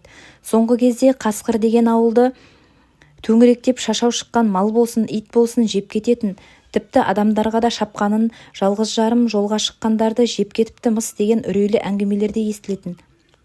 Біз екпінімізді баяулатып, енді Көлбай кереңнің шанасына қарайлап қапталдаса жүрдік. Көлбай керең біздің шанамызға қарап қояды да, екі құлағына жете мәз боп күледі. Күлген кезде онсыз да жап-жалпақ бет-аузы ет табақтай боп күле мүлде жалпайып, шегір көзі мүлде көрінбей сығырайып кетеді. Тек әлден уақыттан кейін ғана, әй, сен екеуің менің күлгеніме ренжімеңдер, деді езуін жимастан. Мен сендердің мына тірліктеріңе риза болғаннан күліп келем, жарайсыңдар, үлкен жігіт болыңдар. Рахмет, айтқаныңыз келсін, деді Петка. А, не дейсің? Петка шанаға таяп барып, оның құлағына әлгі айтқан сөздерін айқайлай қайталаған. Көлбай керең мүлде риза боп күлсін. Әй, осы сен сарыдан түбі мықты азамат шығады, деп қойды онан соң. Өстіп Көлбай кереңмен сөйлесе жүріп Қоғалы бұлаққа қалай жеткенімізді де аңғармай қаппыз. Анау кездегі Қыдырман Тойтық пен Зибаш үшеуміз келгендегі Маяның орындары да тақырланған екен. Қоғалы бұлаққа таяу біздің шошақтың бір жағында қатарластыра салынған 3 мая болатын. Соның да біреуін бітіп, екіншісі орталана бастапты. Сол орталанған маяға кеп Көлбай керең өгіздерінің басын тіреді. Өгіз байқұстар шөптің қарасы көрінгеннен жүрістері ширап алға қарай ентелей ұмтылып келе жатқан маяға жете бере жандармен пысылдасып, тұмсықтармен кіріп кете жаздап тоқтады. Біз Петка екеуміз әрі қарай біздің шошаққа қарай өте бергеміз. Шанасынан түскен Көлбай керең тоқтай тұрыңдар дегенде ишарат жасады. Онан соң үстіндегі қалың тоны шешіп тастап, желбегейленіп алды да: «Әй Манар, сен өзің ақырындап шанаңа шөп тиі бер», деді дауыстап. Одан бізге бұрылып: «Сен екеуің бер жүріңдер», деп қолын бұлғап бұлақтың жоғарғы жағындағы қожыр-қожыр жартастарды мегзеді. «Анау араға кеше мен тұзақ құрып кеткем, соны барып көрелік», деді қорбаңдай басып алға түсті. «Егерде кекілік түссе сендерге сауға берем». Біз Петка екеуміз сөзге келместен шанамызды әлгі араға тастай сала Көлбай кереңнің соңынан ере жөнелдік. Бірде қатқақ, бірде ойдым қардың бетімен соқа жатқандай жалғыз аяқ салынған жол жатыр. Бұл кеше тұзақ құруға барған Көлбай кереңнің ізі екені айтпаса да түсінікті еді. Өзі сол ізімен алдымызға түсіп, аппақ киізбен ұлтарған дәу қара пимасымен әлгі жолды жапыра тегістеп келеді. «Бұйыртса бүгін кешкісін кекіліктің сорпасын ішіп, бір қарқ боп қалыңдаршы», деп қояды бізге бұрыла сөйлеп. Кекіліктің сорпасы деген шіркін дәмді ғой. Осыны естігенде Петка екеумізде мүлде ес қалмады. Иә, соғыс жылдары біздің ауылда кекілік аулау да үлкен кәсіп болатын. Кекіліктің қайдан өріп, қайда жайылатынын білетін кейбір үлкендер тұзақ құрып, сорпа суын сонымен айыратын. Міне, сондай кекілік ұстағыш үлкендердің бірі осы Көлбай керең еді. Мұның үйінде болып кекіліктің етін жеп сорпасын ішкен көрші көлемдердің балалары тамсана отырып әңгімелеген кездерінде сілекейімізді шұбыртатын. Енді міне сол кекілік аулағыш Көлбай кереңнің өзі тұзақ құрған жеріне сауға берем деп ертіп бара жатса, қалай ес қалсын? Тұзаққа түскен кекілікті бас салып өз қолыңмен ұстағаннан өткен не қызық болсын? Петка екеуміз бір-бірімізге қарап жымыңдасып қоямыз. Бұл бір күтпеген тамаша болды-ау, Көлбай керең молодец, дейміз. Көлбай керең өзін біздің мақтап келе жатқанымызды әрине естімейді, сондықтан ол бізге өзінше сөйлеп келеді. «Екеуіңнің жолдарыңның қандай болатынын қазір көреміз енді», дейді бізге бұрылып қойып. «Тек тұзаққа кекілік түссе ауыздарыңның салымы бар болғаны, түспесе екеуіңнің де тобан аяқ қу болғаның. Онда екеуіңді де қамшының астына алам», деп күлді. «Вообще, менің аузым салымды», деді Петка. Мен де өзімнің мұндайда жолымның болғыштығын айттым. Қожыр-қожыр жартастардың күнгей жағы ықтасын ерекше жаймашуақтанып бусанып жатыр екен. Бетімізге кәдімгі көктемнің жылы лебі келгендей болды. Жақындай бергенімізде жартастың етегіндегі сабан шашылған тұстан жапырлаған кекіліктің біразы шықылықтап жартастың қуыс-қуыстарына өрмелей қашып, біразы еңіске қарай пырылдаса ұшып азан-қазан болды. Сабанның үстінде далп-далп етіп қанаттарын сабалап ұша алмай аласұрып қалған кекіліктер де көрінді. «Әне түсіпті, ал жүгіріңдер», деді керең. Петка екеумізде тіпті ес қалған жоқ.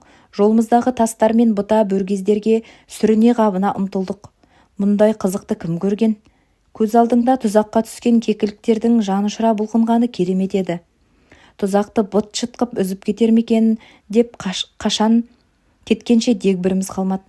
Қанатымен жер сабалап жатқан шеткі кекіліктің үстіне кеп бауырыма баса құладым да мыжып өлтіріп алмайын деп қанатынан қыса ұстадым.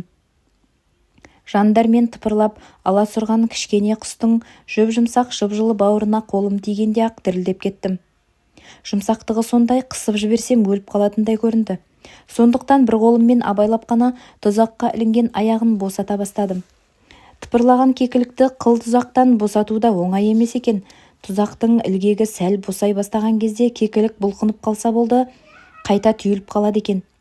Ал тұзақ қайта түйілген кезде шырпыдай ғана жіңішке нәзік тұяқ түбінен қиылып түсе жаздайды.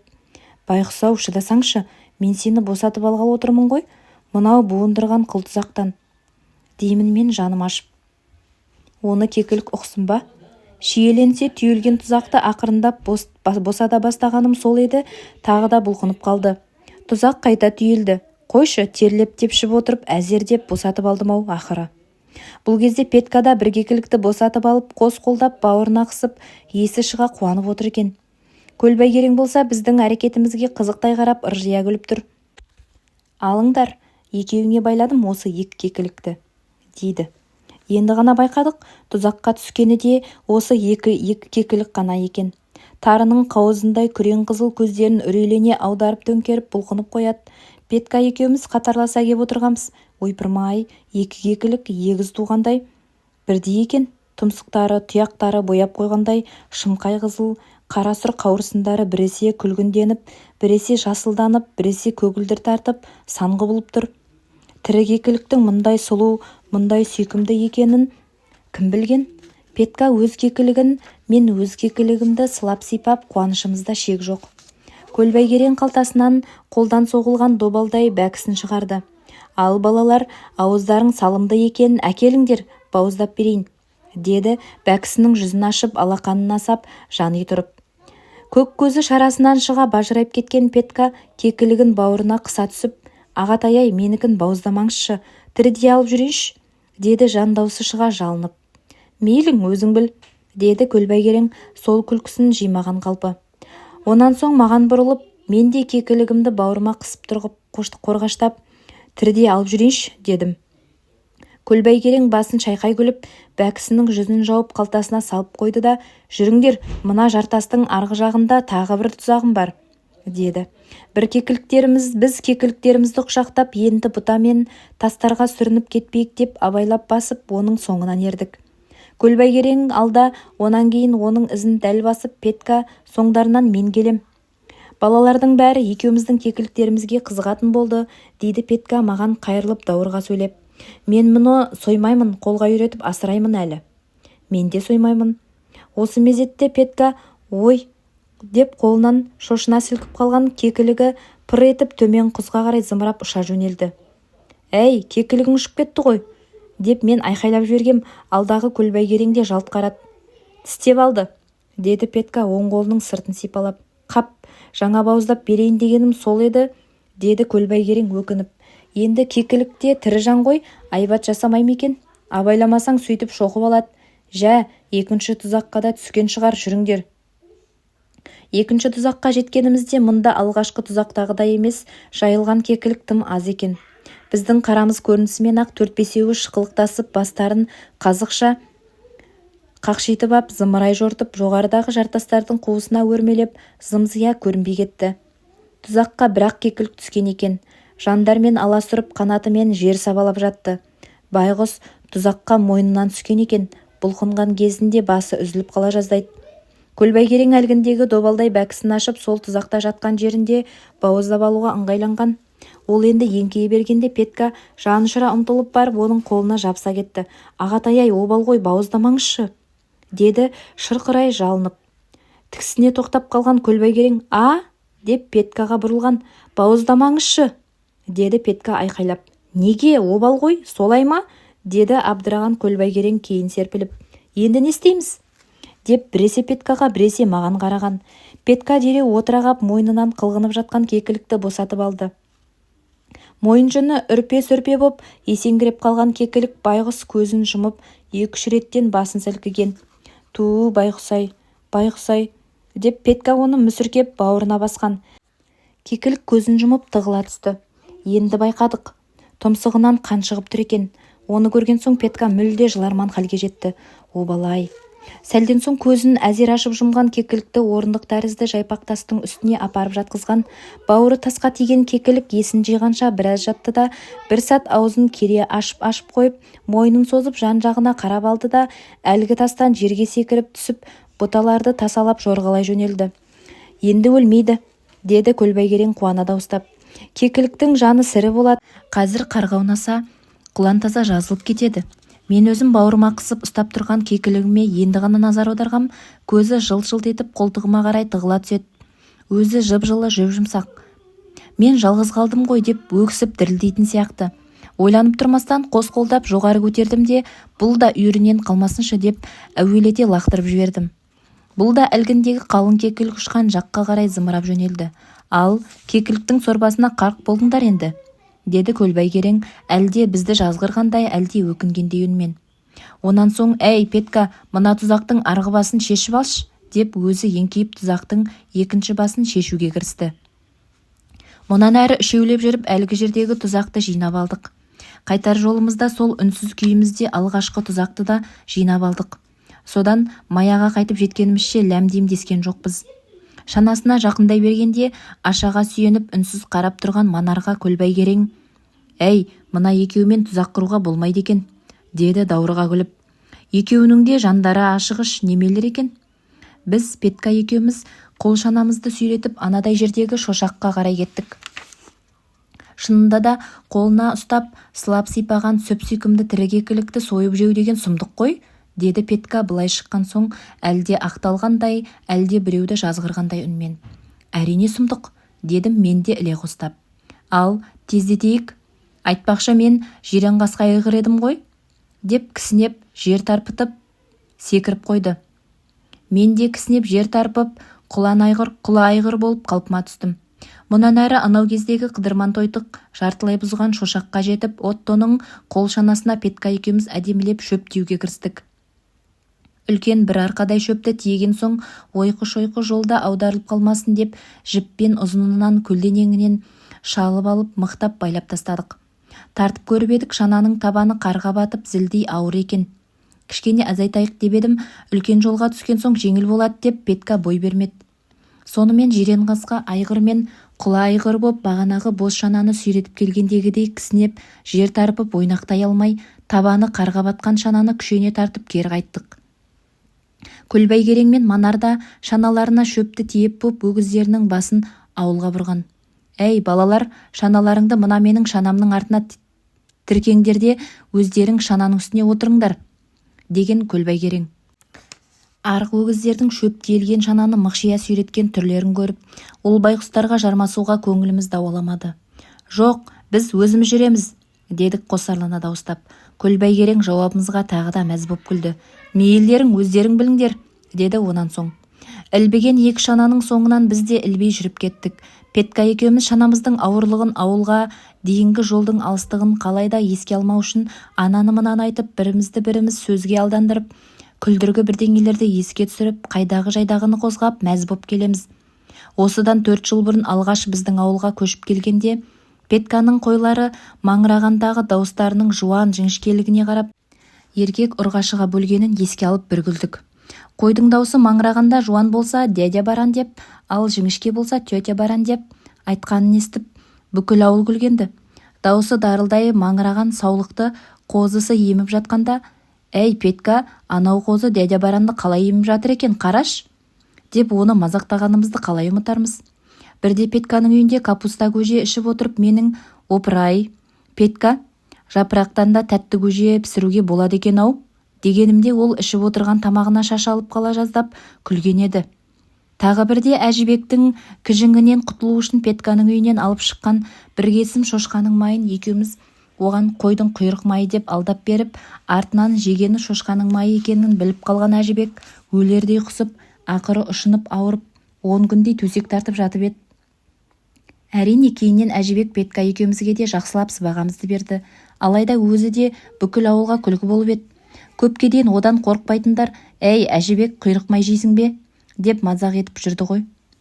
Түстен ауған күн ашық аспанда жерге еңкейіп кеп төніп, маужыраған сәулесін ерекше төгіп тұр. Жылуы жотамыздан өтіп, әжептәуір қыздырып келеді. Петка екеуміз де көзіміз қарығып төңірекке сығырая қараймыз. Ақ қар басып жатқанда осындай жылы күн болады екен-ау дейміз. Ие босаған қар соқталанып әр басқан қадамымызды кейін кетіріп, жүрісімізді өндіретін емес. Оның үстіне шанамыздың да табаны күпсегіне дейін батып, зіл батпан боп келеді. Шөп емес, тас тартып келе жатқандаймыз. Қалжырай бастағанымыз болар, әлгіндегі күлкіні әңгімелерді айтуға да зауқымыз соқпай тұнжырап келеміз. Әлден соң Петка: «Бас жоқ, аяқ жоқ. Шіркін, қыс болмайтын жақта тұрсақ», деді. «Ондай жер бола ма екен?» дедім мен. «Болады», деді Петька сенімді үнмен. Онан соң үйлерінде бір кітап барын, сол кітапта бір адамның 28 жыл бойы мұхит ортасындағы бір аралда жападан жалғыз өмір сүргенін және сол аралда еш уақытта қыстың болмайтынын қызына әңгімелеп кетті. Жаңағы кітаптың әңгімесінің қызықтығы сонша және Петьканың оны тамылжыта айтқаны сонша, екеуміз де бір сәт шанамыздың ауырлығында, қысқы жолдың ұзақтығында ұмытқандай, әлгі бейшара жалғыз адамның үрейлі де қызғылықты тірлігіне араласқандай күйге түстік. Сен сол кітабыңды оқуға маған да берсеңші, дегем әңгіменің соңында. Пожалуйста, тек ол орысша ғой. Осы тұста орысша білмейтініме тұңғыш рет өкіндім. Петькаға достығымызды базынағып, олай болса маған орыс тілін үйретсеңші, ең болмаса сол кітапты оқиын, дедім. Пожалуйста, үйренем десең, күнде 4-5 сөзден үйретіп тұрайын, бір жаздақ орыс тілін біліп кетесің, деді Петька маңғаздана. Мен де, міне, қазақ тілін тез үйреніп алдым ғой. Мысалы, бүгін мен, сен, ол деген 3 сөзді үйрен. Я, ты, он. Тек орыс тілінде баланы он дейді де, қызды ана дейді. Қане, айтшы. Я, ты, он, ана, деп мен тақылдап оп-оңай қайталап шықтым. Міне, уже 4 сөзді білесің. Осыларды әзірше қайталай бер, ал кешке қарай тағы 4 сөз үйретем. Мен қуанып кеттім. Әлгі сөздерді дауыстап та іштейде бірнеше рет қайталап шықтым. Я, ты, он, ана. Мен бұл сөздерді оңай жаттап алған соң кешке дейін күтіп көруге шыдамым жетпейтінін сезіп, Петькадан тағы 4 сөз үйрет деп қолға салдым. Онда өзің сұрашы, қандай сөздерді білгің келеді. Мен қапелімде қандай сөздерді сұрарымды өзімде білмей сасып қалдым да, алдағы шаналарға қарап, шананы не дейді дедім. Шананы Саня дейді. Ой, мынауың тіпті оңай ғой, шананы Саня дегенің, ал шөпті ше, сено дейді. Өгізді ше, вол дейді. Жолды ше, дорога дейді. Ұмытып қалмайын деп әлгі 4 сөзді тез-тез қайталай бастадым. Молодец, деді Петька риза болып. Ауылға жақындай бере шөпшілер малғораға қарай бұрылды да, біз тура жолмен кеттік. Қарнымыздың әбден шұрылдап ашқанын да, титықтап шаршағанымызды да енді ғана сезгендей, Петька екеуміз аяқтарымыз шалынсып, әзер жүріп келеміз. Ауылдың қарасы көрінген соң-ақ өзімізді өзіміз алдаусыратып сөйлесуді де қойғанбыз. Шынымызды айтсақ, сөйлеуден де мұршамыз келместей құлап түсетіндей көрінеміз. Тұтқиылдан шыққан ащы дауыстан екеуміз де ұйқыдан оянғандай селк-селк ете қалдық. Әкеңнің иттің балалары, малғора жақтан атын борбайлата қамшылап Тұржан келе жатыр екен. Ата-баба тұқым-тұқияндарымыздан түк қалдырмай Петька екеумізге боқтықты қардай бұратып келеді. Бізді боқтап келемей, мұнысы нес, десіп біз Петька екеуміз аң-таң боп бір-бірімізге қарадық. Біздің жазығымыз не? Біз не бүлдіріп қойдық сонша? Дейміз. Иттің балалары, хулигандар, ұрылар. Солқылдап босап жатқан қардың сұқпылына да қарар емес. Атын борбайлай қамшылап өлермен боп еліріп құйқытып келеді. Мынау жынданған бей дені сау емес шығар, деп Петька айтып үлгергенше болған жоқ. Тұржан ағып келген бойда дырау қамшымен екеумізді қоса қабаттап бір осып өтті. Ол ағынымен өтіп барып атының басын кері бұрып қайта қайрылғанша Петька екеуміз жол шетіндегі оппа-қарға қашып үлгердік. Колхоздың шөбін ұрлаған ұрылар, екеуіңді де қазір табанда айдатам. Бірақ өзі қанша содыр болса да, астындағы аты қанша құтырынып тұрған мықты болса да, оппаға беттей алмады. Әй, иттің балалар, колхоздың шөбін алуға сендерге кім рұқсат етті? Деді қамшысын білеп ұстап ақырып. Бұл колхоздың шөбі емес, жазда қол шалғымен шапқан өзіміздің шөбіміз, дедім мен де ызалана айқайлап. Көрсетем мен саған өзің шапқан шөпті.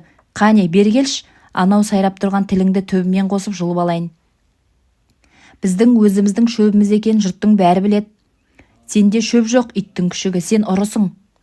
Сені көзіңе көк шыбын үймелетемін ау. Анау қыдырманның соңынан айдатам әлі. Онан соң көзі қанталаған Тұржан атынан қарғып түскен бізді оппа-қардың үстімен жаяу қуатын шығар деп Петька екеуміз әрі қарай қаша жөнелдік. Біраз қашып барып артымызға бұрылғанбыз. Жоқ, Тұржан бізді қумаған екен. Шөптің түбіне еңкейіп құнжыңдап бірдеңе істеп жатыр. Шөпті байлаған жібімізді шешіп жатқан шығар деп Петька екеуміз аңтарыла қарап тұрғанымызда кенет көк түтін бұрқ ете қалды. От тұтатты, деді Петька кіжіне тістеніп. Сәлден кейін құрғақ шөп лауылдап жана бастады. Тұржан кейін серпіліп, бізге қарай аузын арандай ашып масайрап күлген. Маған ол өзінің кәдімгі есірік әдетіне басып, қарқылдап мәз болып тұрғандай көрінді. Мен дүниедегі ең жаман қарғыс сөздерді айтып, аттансап айқайламақ болып едім, тамағыма тас тығылғандай даусым шықпай қалды. Өне бойым қалтырап, көзіме ып-ыстық жас толып кетті. Тек менің айтпақ болған сөзімді Петьканың ышқына айқайлағанынан естідім. «Жауыз, жауыз!» деді шырқырай қайталап. «Қанатай, ана жауыз екеуміздің шөбімізді өртеп тұр ғой!» деп еңіреп жылап жіберді. Екеуміз де солқылдай жылап, сонау қоғалы бұлақтың басынан шаршап-шалдығып тартып әкелген шөбіміздің жауыздың қолынан науылдай қалай жанғанын қарадық та тұрдық. Еңбегіміздің еш кеткеніне, өзіміздің дәрменсіз түрімізге, осынша қорланғанымызға налыдық. Ал Тұржан болса шөбіміз Оттоның шанасымен қоса түгел жанып, жол үстінде тек бір шөкім боп бықсыған күлі ғана қалғанға дейін қамшысын жалаңдатып біз жаққа көзі қанталай қарап, аузын арандай ашып масайрап қойып тұрды. Желсіз тымық ашық күнде көк жауқазын шөптен шыққан қою түтін аспанға шаншыла көтерілген. Бұ не болды екен дегендей көшеден шыққан ауыл адамдары біз жаққа қолшанадағы өртеніп жатқан шөбімізге аң-таң боп таңырқай қарайды.